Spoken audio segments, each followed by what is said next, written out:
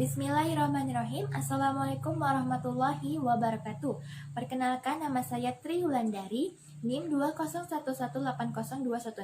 Saya mahasiswi dari Universitas Islam Negeri Sultan Toha Saifuddin Jambi, jurusan Pendidikan Agama Islam. Baiklah, saya akan membahas mengenai evaluasi pembelajaran dan hasil belajar. Sebelum kita mengetahui apa itu evaluasi pembelajaran dan hasil belajar, mari kita ketahui dulu apa itu pengukuran dan penilaian. Karena pengukuran dan penilaian ini termasuk ke dalam evaluasi itu sendiri. Baiklah, pengukuran adalah membandingkan sesuatu dengan suatu ukuran yang bersifat kuantitatif. Artinya, pengukuran ini akan menghasilkan bilangan angka. Sedangkan penilaian adalah mengambil suatu keputusan terhadap sesuatu yang telah diukur. Misalnya, baik buruk, bagus atau tidaknya, intinya menerjemahkan hasil dari pengukuran itu. Selanjutnya, apa sih contoh pengukuran dan penilaian? Contohnya adalah, misalnya ada seorang siswa mendapatkan nilai 95 untuk mata pelajaran Bahasa Indonesia. Maka angka 95 itu adalah pengukuran, sedangkan penilaiannya adalah dikategorikan sangat baik. Baiklah, kita akan masuk ke dalam apa itu pengertian evaluasi. Evaluasi adalah meliputi kegiatan pengukuran dan penilaian. Ibaratkan evaluasi itu adalah wadahnya yang mana di dalam evaluasi terdapat pengukuran dan penilaian. Selanjutnya, tujuan-tujuan evaluasi. Tujuan evaluasi itu terbagi menjadi dua, tujuan umum dan tujuan khusus. Tujuan umum yang pertama menilai hasil belajar peserta didik, dua mempertanggungjawabkan penyelenggaraan pendidikan kepada orang tua dan kepada masyarakat. Yang ketiga, yaitu untuk mengetahui ketercapaian daripada mutu pendidikan itu sendiri.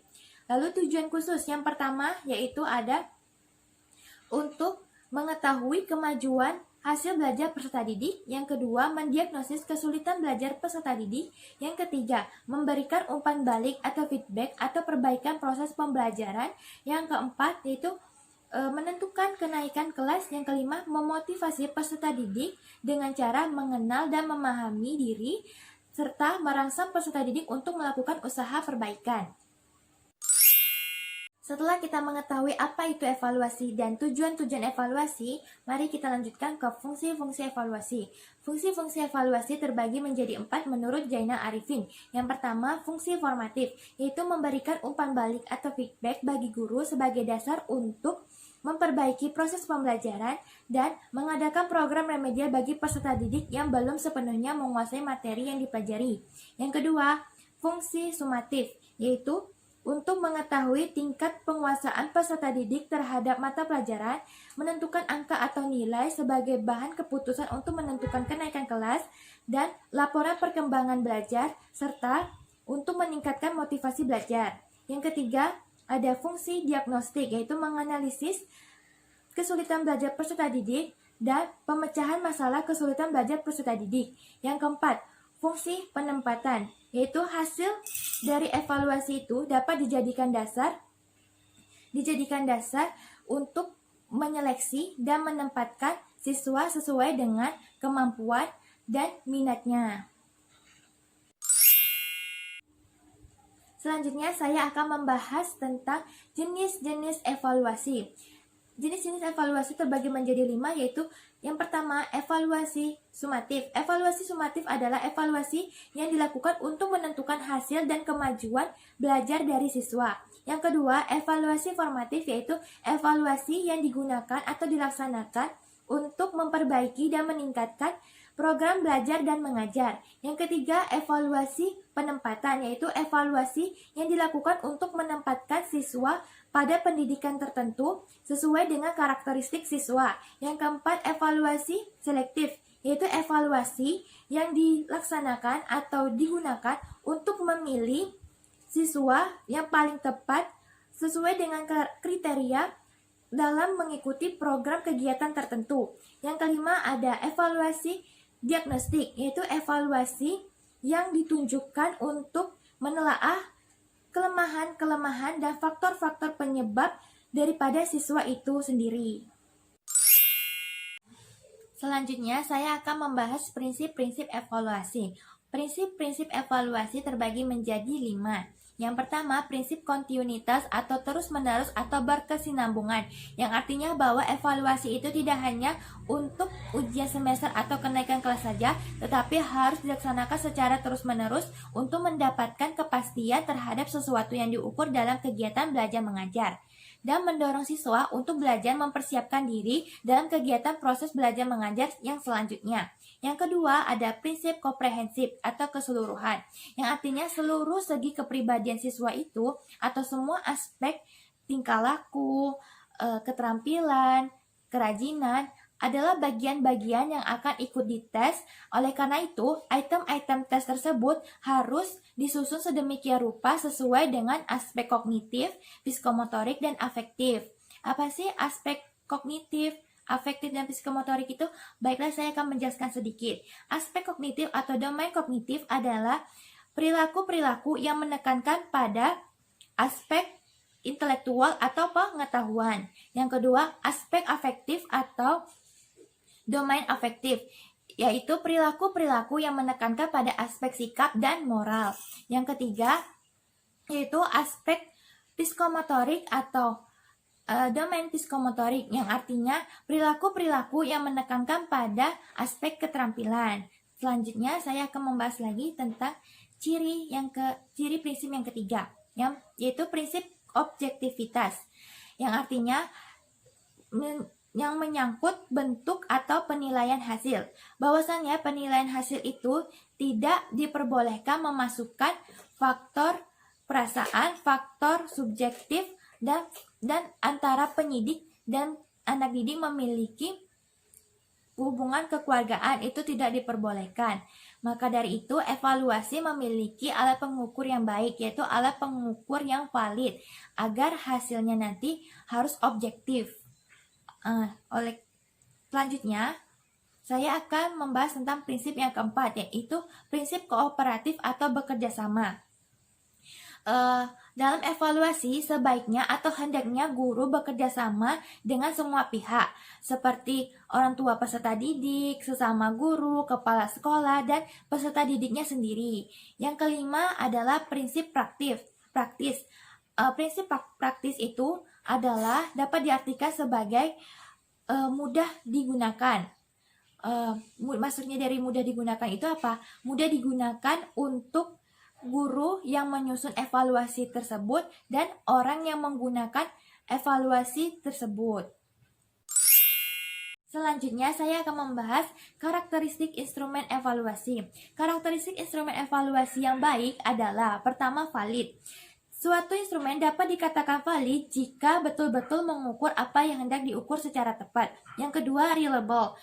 Suatu instrumen dapat dikatakan reliable atau handal jika ia mempunyai hasil yang taat asas atau konsisten. Yang ketiga, yaitu relevan. Instrumen yang digunakan harus sesuai dengan standar kompetensi dasar, dan indikator yang telah ditetapkan. Yang keempat, representatif, yang artinya materi evaluasi yang betul-betul mewakili seluruh materi yang dipelajari atau yang disampaikan. Yang kelima, praktis, yang artinya mudah digunakan. Yang keenam, diskriminatif, yang artinya instrumen harus disusun sedemikian rupa sehingga dapat menunjukkan perbedaan-perbedaan yang sekecil apapun. Yang ketujuh, spesifik, yang artinya suatu instrumen disusun dan digunakan khusus untuk objek yang dievaluasi. Yang kedelapan atau yang terakhir, yaitu proporsional. Suatu instrumen harus memiliki tingkat kesulitan yang proporsional antara sulit, sedang, dan mudah. Selanjutnya, adapun ciri-ciri evaluasi yang baik menurut Jim Marshall dalam buku Successful Teaching. Yang pertama, evaluasi dan hasil langsung. Jika evaluasi diadakan ketika proses pembelajaran sedang berlangsung, maka guru ingin mengetahui keefektifan dan kesesuaian strategi pembelajaran dengan tujuan yang ingin dicapai. Yang kedua, evaluasi dan transfer. Hal penting yang berkenaan dengan proses belajar adalah kemungkinan mentransfer hasil yang dipelajari ke dalam situasi yang fungsional. Evaluasi yang baik harus mengukur hasil belajar yang autentik dan kemungkinan dapat ditransfer. Yang ketiga, evaluasi langsung dari proses belajar. di samping harus mengetahui hasil belajar, guru juga harus menilai proses belajar agar proses belajar terorganisir sedemikian rupa sehingga dapat mencapai hasil yang optimal. Baiklah, selanjutnya saya akan membahas mengenai model-model evaluasi. Model-model evaluasi terbagi menjadi 6. Yang pertama adalah model Taylor. Nama model ini diambil dari nama pengembangnya, yaitu Taylor. Model ini disebut juga dengan nama model black box karena sangat menekankan adanya tes awal atau pre-test dan tes akhir atau post-test. Model ini mensyaratkan validitas informasi pada tes akhir atau post-test. Yang kedua, model yang berorientasi pada tujuan. Model ini dikembangkan oleh Michael Scriven pada tahun 1972. Model ini bertujuan untuk membantu guru merumuskan tujuan dan menjelaskan hubungan tujuan dengan kegiatan. Yang ketiga adalah model pengukuran atau measurement model. Pengukuran digunakan untuk menentukan kuantitas suatu sifat tertentu yang dimiliki oleh objek, manusia, maupun peristiwa dalam bentuk unit ukuran tertentu. Pengukuran banyak mengemukakan pemikiran. Model pengukuran ini banyak mengemukakan pemikiran R. Thorndike dan R.L. Abel yang menekankan atau menitikberatkan pada kegiatan pengukuran. Yang keempat adalah model kesesuaian. Evaluasi menurut model ini adalah suatu kegiatan untuk melihat kesesuaian atau congruence antara tujuan dengan hasil belajar yang telah dicapai. Yang kelima adalah Educational System Evaluation Model. Evaluasi menurut model ini dimaksudkan untuk membandingkan performance dalam berbagai dimensi sistem yang sedang dikembangkan dengan sejumlah kriteria tertentu. Yang keenam adalah model Alkin. Model ini dikembangkan oleh Malvin Alkin pada tahun 1969. Evaluasi adalah suatu proses untuk meyakinkan keputusan, mengumpulkan informasi, memilih informasi yang tepat, dan menganalisis informasi sehingga dapat disusun laporan bagi pembuat keputusan dalam memilih beberapa alternatif. Selanjutnya, pendekatan evaluasi. Pendekatan evaluasi terbagi menjadi dua, yaitu dilihat dari komponen pembelajaran dan dilihat dari penafsiran hasil evaluasi. Kalau dilihat dari komponen pembelajaran, pendekatan terbagi menjadi dua, yaitu pendekatan tradisional dan pendekatan sistem. Pendekatan tradisional, pendekatan ini berorientasi pada praktik evaluasi yang telah berjalan selama ini di sekolah, yang ditujukan hanya kepada perkembangan aspek intelektual peserta didik.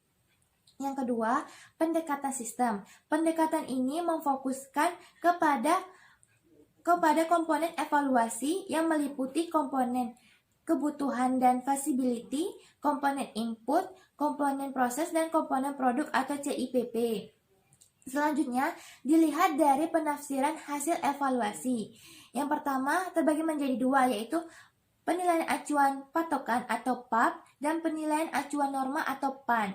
Penilaian acuan patokan atau PAP, jika menggunakan pendekatan ini, guru harus membandingkan hasil yang diperoleh peserta didik dengan suatu patokan atau kriteria yang secara absolut atau mutlak telah ditetapkan oleh guru tersebut. Yang kedua adalah penilaian acuan norma atau PAN. Pendekatan ini membandingkan skor setiap peserta didik dengan teman satu kelasnya. Baiklah, itulah yang dapat saya sampaikan mengenai evaluasi pembelajaran dan hasil belajar. Semoga bermanfaat bagi teman-teman yang mendengarkan. Saya ucapkan terima kasih. Assalamualaikum warahmatullahi wabarakatuh. Jangan lupa like, comment, and subscribe. Terima kasih.